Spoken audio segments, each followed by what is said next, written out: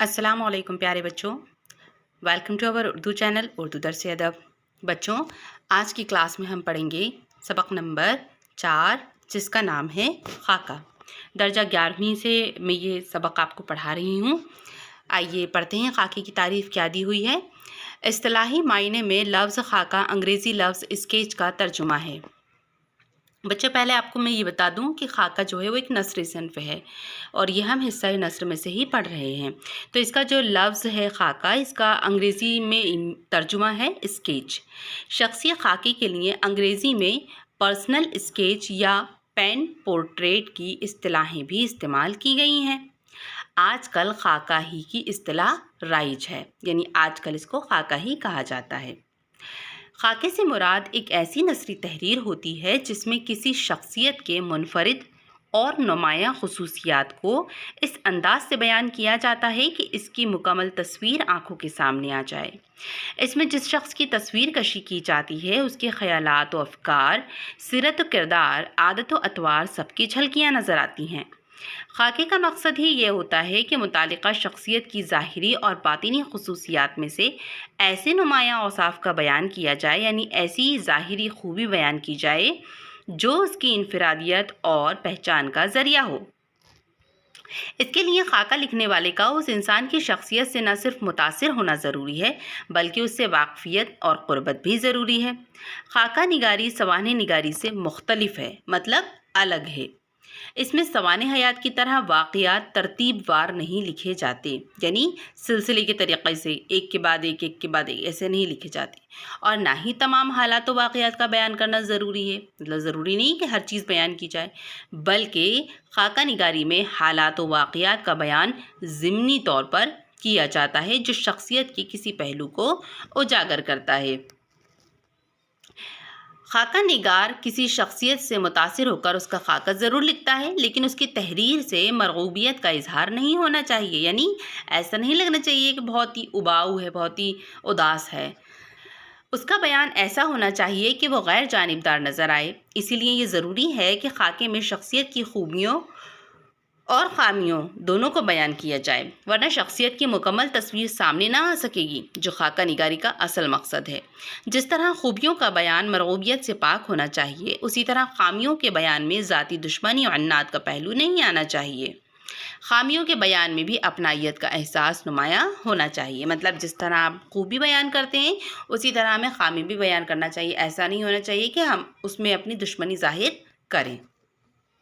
ठीक है, आइए अब देखते हैं शाहिद अहमद दहलवी की सवाने हयात। शाहिद अहमद दिल्ली में पैदा हुए और वो उर्दू के मुमताज़ नस्र निगार मौलवी नज़ीर अहमद के पोते थे। मौलवी नज़ीर अहमद का नाम तो आपने सुना ही होगा, ये उनके पोते थे। उन्होंने दिल्ली से साक़ी के नाम से एक माहनामा जारी किया जो बहुत मशहूर हुआ। रिसाला साक़ी की बदौलत अनगिनत शायर और अदीब मंजर आम पर आए। सितंबर 1947 में शाहिद अहमद पाकिस्तान चले गए। वहाँ से रिसाला साक़ी जारी किया। पाकिस्तान में उन्होंने नावल, अफसाने, ड्रामे और नफ्सियाती किताबों के अंग्रेज़ी से तर्जुमे किए, उर्दू तर्जुमे किए। शाहिद अहमद दहलवी को अपने दादा की तरह दिल्ली की ज़बान पर गैर मामूली कुदरत हासिल थी। वो कम से कम और मौजू तरीन अल्फाज में अपनी बात कह जाते हैं। शाहिद अहमद दहलवी ने उर्दू के कई मशहूर व मकबूल अदीबों और शायरों के साथ साथ अपने बुज़ुर्गों, दोस्तों और अजीज़ों पर इंतहाई दिलचस्प और मालूमाती खाके लिखे हैं। इनका लिखा हुआ एक खाका दिल्ली के आखिरी दास्तां गो मीर बाक़िर अली का है। इस खाके में शाहिद अहमद दहलवी ने मीर बाक़िर अली की शख्सियत, सीरत और उनके दास्तान सुनाने के अंदाज़ को इस तरह बयान किया है कि लगता है हम खुद मीर बाक़िर अली के रूबरू मौजूद हैं। ठीक है, आइए पढ़ते हैं इनका लिखा हुआ ये खाका मीर बाक़िर अली दास्तान को। बच्चों, ये चैप्टर मेरे पास अभी बुक्स में अवेलेबल नहीं है, इसीलिए मैं आपको नोट्स के थ्रू इसको पढ़ा रही हूँ।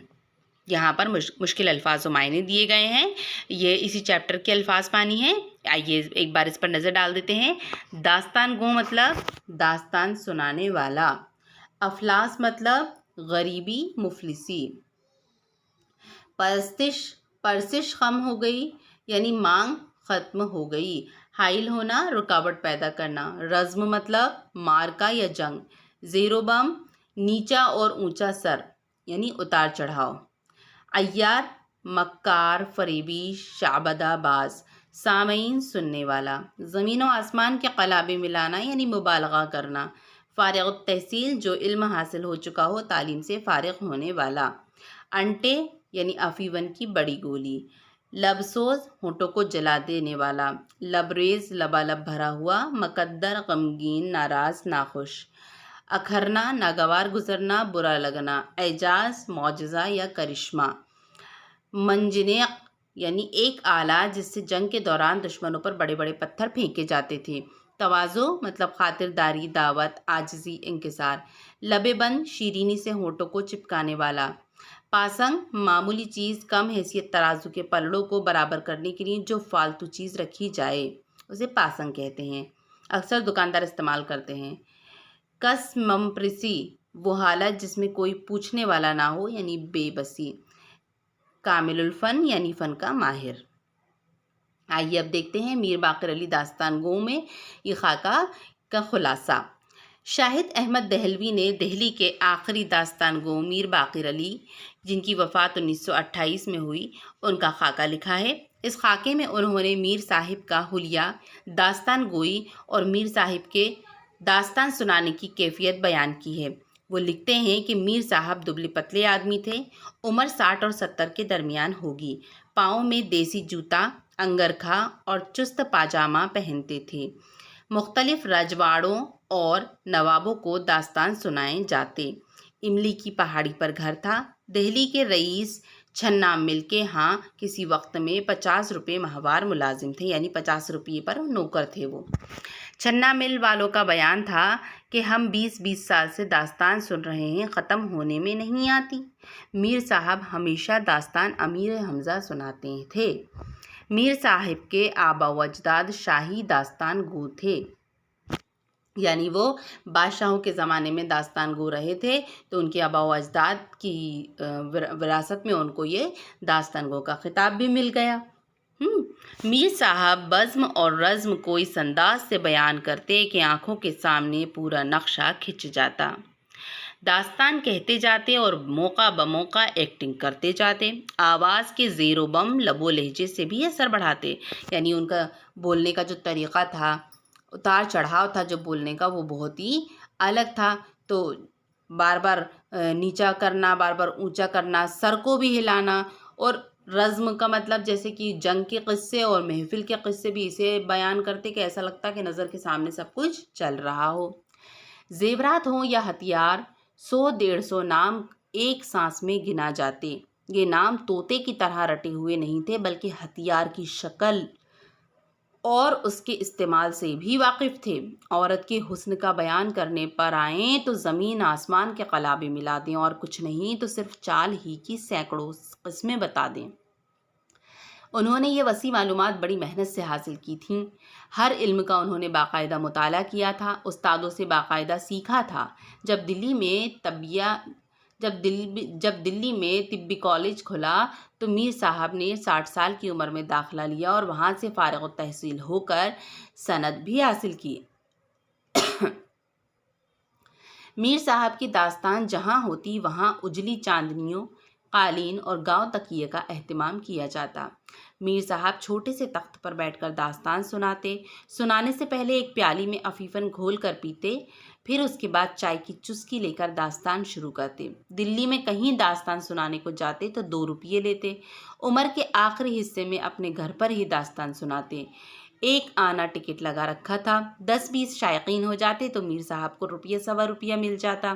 جب داستان سننے والوں کا قحط ہوا، جب داستان سننے والوں کا اکال پڑ گیا تو میر باقر علی نے چند کتابیں باجی پڑوس، مولا بخش ہاتھی اور گاڑے خان نے ململ جان کو طلاق دی جیسی کتابیں لکھ کر بیچنا شروع کیں۔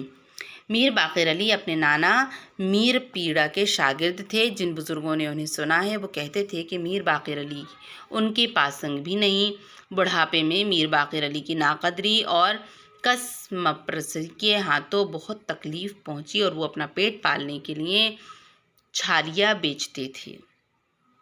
ٹھیک ہے بچوں، آیا آپ کو سمجھ میں؟ تو یہ خلاصہ تھا سبق کا۔ اب یہاں پر اقتباس کی تفہیم اور ممکنہ سوال و جواب دیے ہیں تو یہاں پر یہ اقتباس دیا گیا ہے لکھا ہوا جو آپ کے چیپٹر میں سے لیا گیا ہے، اس کے متعلق یہاں پر یہ سوال جواب دیے گئے ہیں، تو یہ آپ کو اپنی کاپیز میں لکھ لینا ہے، میں آپ کو نوٹس کے ذریعے سینڈ کر دوں گی۔ آئیے مشقی سوال جواب دیکھ لیتے ہیں۔ مصنف نے میر باقر علی کا جو حلیہ بیان کیا اسے اپنے لفظوں میں لکھیے۔ جواب ہے، میر باقر علی دبلے پتلے آدمی تھے، درمیان قد، عمر 60-70 برس کے درمیان تھی، رنگ صاف تھا، سفید چھوٹی داڑھی، پتلی ناک، انگرکھا اور چست پاجامہ پہنتے تھے، پاؤں میں دیسی جوتی ہوتی تھی۔ سوال نمبر 2، میر باقر علی داستان کس طرح سنایا کرتے تھے؟ تو میر صاحب داستان اس طرح سناتے تھے کہ آنکھوں کے سامنے پورا نقشہ سامنے آ جاتا، داستان کہتے ہوئے ایکٹنگ بھی کرتے، آواز کے اتار چڑھاؤ اور لب و لہجے کو بھی داستان پر پورا اثر بنانے کی کوشش کرتے۔ امیر حمزہ اور عیاروں کا جب بیان کرتے تو ہنساتے ہنساتے لوٹ پوٹ کر دیتے، ہتھیاروں کے نام گرانے شروع کرتے تو 100-150 نام ایک سانس میں لے جاتے۔ یہ نام انہیں طوطے کی طرح رٹے ہوئے نہیں تھے بلکہ وہ ان ہتھیاروں کی شکلوں اور استعمال سے بھی واقف تھے۔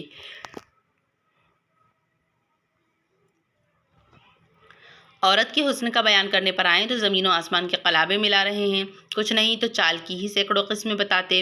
بیگم بن سنور کر ایک کمرے سے دوسرے کمرے میں آ رہی ہیں، 1.5 گھنٹہ ہو گیا، بیگم دہلیز نہیں پھلانگتی۔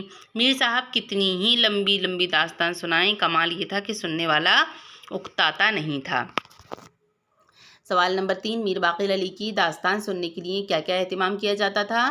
تو میر باقر علی کی داستان سننے کے لیے میر صاحب جس مقام پر داستان سناتے وہاں اجلی چاندنیوں کا فرش بچھایا جاتا، میر صاحب کے لیے ایک چھوٹا سا تخت بچھا دیا جاتا، اس پر قالین اور گاؤ تکیہ ہوتا، سامعین بھی فرش پر گاؤ تکیہ لگا کر بیٹھ جاتے، پان اور حقے کا دور چلتا رہتا، گرمیوں میں شربت اور جاڑے میں چائے سے تواضع کی جاتی۔ سوال نمبر 4، میر باقر علی نے اپنے گھر پر داستانیں کہنی کیوں شروع کی؟ تو میر صاحب دلی میں کہیں داستان کہنے جاتے تو 2 روپے لیتے، ایک وقت ایسا بھی آیا کہ 2 روپے دینے بھی اکھرنے لگے، تو میر صاحب نے اپنے گھر پر داستان کہنی شروع کی اور ایک آنا ٹکٹ لگا دیا، 10 پیس شائقین آ جاتے یعنی جن کو شوق ہوتا تو میر صاحب کو 1-1.25 مل جاتا۔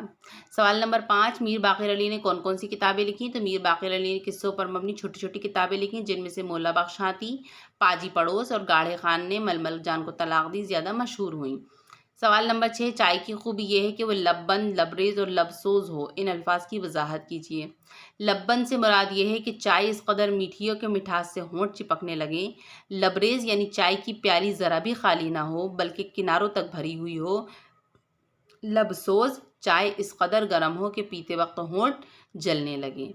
ٹھیک ہے، اب یہ سبق سے متعلق اہم سوال اور جواب ہیں۔ سوال نمبر 1 ہے، شاہد احمد دہلوی کی خاکہ نگاری پر مختصر مضمون لکھیے۔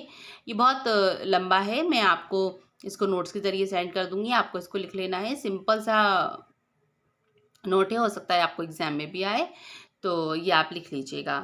ٹھیک ہے بچوں، تو یہاں پر آپ کا حصہ نثر مکمل ہوتا ہے، آپ کو فرسٹ ٹرم میں بس اسی چیپٹر تک ہی آئے گا، اس کو اپنی کاپیز میں لکھ لیجیے گا یاد سے۔ آج کی کلاس میں اتنا ہی، دیجیے مجھے اجازت، آداب۔